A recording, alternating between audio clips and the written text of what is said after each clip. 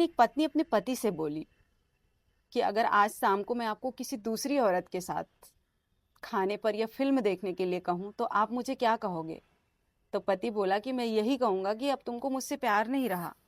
तो पत्नी कहती है कि नहीं जी, मैं आपसे बहुत प्यार करती हूँ, लेकिन मुझे पता है कि वो औरत भी आपसे बहुत प्यार करती है और आपके साथ कुछ समय बिताना चाहती है। आपके साथ कुछ समय बिताना उसके लिए सपनों जैसा है। वो औरत कोई और नहीं बल्कि उस पति की माँ होती है। तो बेटा ये सब सुनकर बहुत खुश होता है और अपनी माँ को तुरंत फोन करता है और कहता है कि माँ, आज हम शाम को खाना खाने के लिए चलेंगे और फिल्म देखने चलेंगे। माँ ये सुनकर कहती है कि बेटा तुम ठीक तो हो ना? तुम्हारे और बहू के बीच कोई झगड़ा तो नहीं हुआ? बेटे का अचानक यूं फोन करना माँ को परेशानी जैसा लगा कि मेरे बेटे की जिंदगी में कोई परेशानी तो नहीं है। बेटा कहा कि नहीं माँ, कोई परेशानी नहीं है, मैं आपके साथ समय बिताना चाहता हूँ। आपके साथ जो भी वक्त मैं गुजारूंगा वो मेरे लिए बहुत ही सुख भरा होगा, बहुत ही आनंद भरा होगा। तो माँ कहती है कि ठीक है बेटा, मैं दोनों ही चलेंगे और तीसरा कोई नहीं रहेगा। तो माँ अपनी सहेलियों को फोन करके बताती है कि आज मैं अपने बेटे के साथ खाने पर जा रही हूँ और फिल्म देखने जा रही हूँ। फिर जब बेटा गाड़ी लेकर माँ को लेने के लिए पहुंचता है तो माँ एक बहुत ही सुंदर पोशाक पहनकर खड़ी होती हैं और उनके चेहरे पर एक अलग ही मुस्कान होती है। फिर माँ बेटे जाते हैं। वो अपनी माँ के पसंद के एक रेस्टोरेंट में माँ को ले जाता है। माँ कहती है कि बेटा खाना खाते समय हम एक दूसरे की खुशी और गम के बारे में बातें करेंगे, एक दूसरे के साथ बिताए गए समय के बारे में बातें करेंगे। तो बेटा मेनू पढ़ रहा होता है, तभी माँ कहती है कि बेटा जब तू छोटा था ना, तब ये मेनू मैं तुम्हारे लिए पढ़ता था। तो बेटा कहता है हाँ माँ, आज बड़ा होकर आपके लिए ये मेनू मैं पढ़ रहा हूँ। माँ बहुत खुश होती है। फिर दोनों खाना खाते हैं। खाना खाते खाते बात करते करते इतने दोनों बिजी हो जाते हैं कि उनके पास फिल्म देखने का समय ही नहीं बचता है। फिर बेटा अचानक समय देखता है तो बहुत ज्यादा टाइम हो जाता है।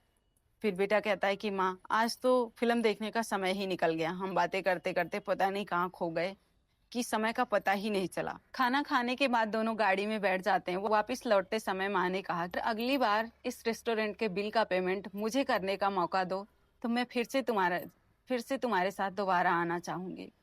तो बेटा कहता है कि ठीक है माँ, चाहे पेमेंट आप करो या मैं करूं, बात तो एक ही है। बेटा माँ को छोड़कर अपने घर गया। घर पहुंचा तो बीबी ने पूछा कि कैसा रहा आज का दिन? तो पति खुश होकर बोला कि बहुत अच्छा, जितना सोचा था उससे कहीं ज्यादा अच्छा।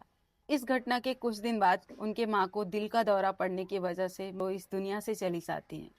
फिर उनकी माँ के मौत के बाद उन्हें एक लिफाफा मिला।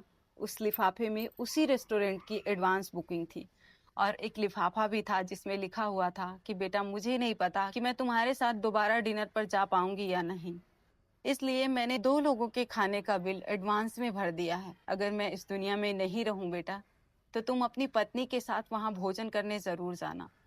और बेटा तुमने कहा था ना कि क्या फर्क पड़ता है माँ, चाहे तुम पेमेंट करो या मैं करूँ, लेकिन मुझ जैसी अकेली रहने वाली माँ के लिए बहुत फर्क पड़ता है बेटा। तुम्हें नहीं पता कि तुमने उस दिन मेरे साथ जो पल बिताया वो पल मेरे जीवन का सबसे बेहतरीन पल था। आई लव यू बेटा, तुम्हारी माँ।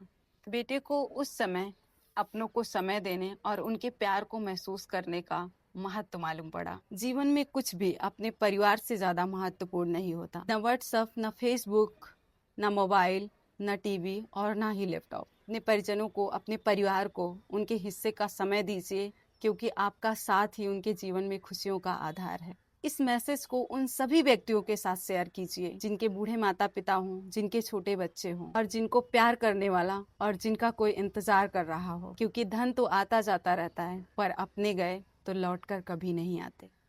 स्टोरी पसंद आई हो तो शेयर कर दीजिएगा। Thank you so much.